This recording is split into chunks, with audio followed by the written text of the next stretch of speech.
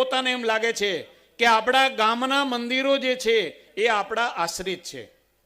ભલે એને માટે દિવલિયું આપેલું હોય, દરેક ગામડાની અંદર આ પ્રથા રાજાશાહી વખતે છે હતી, પણ સંજોગો વસાત કદાચ એ ઓછી થઈ હોય, પણ આપણી ફરજ છે કે એ મંદિરના પૂજારીને આપણાથી બની શકે તેટલું આપણે એને મદદરૂપ થવું જોઈએ. સારા નબળા બધા પ્રસંગોની અંદર આ કરીશું, કારણ કે એની ખેતી એ ગામ છે.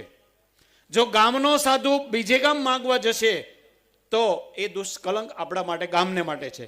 એટલે દરેક, અને મોટા મોટા સંતો પણ કહે છે કે તમે મોટા મોટા કોઈની ઈર્ષા નથી કરતો, પણ બહુ સરસ મજાના મંદિરો, દ્વારકાધીશ હોય કે ગોપનાથનું મંદિર હોય, એને આપણે જ્યાં 200-500 રૂપિયા આપીએ છીએ, તો હું એમ કહું છું કે ત્યાં 10 રૂપિયા નાખજો, ત્યાં સરકાર પણ સહાય કરે છે. પણ તમારો ગામનો સાધુ જે છે એ બીમાર પડ્યો તો એને 500 રૂપિયાની મદદ કરજો, એ તમને ઉગી નીકળશે.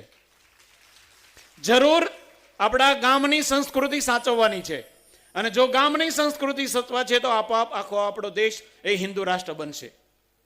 તો ભગવાન રામના આપણને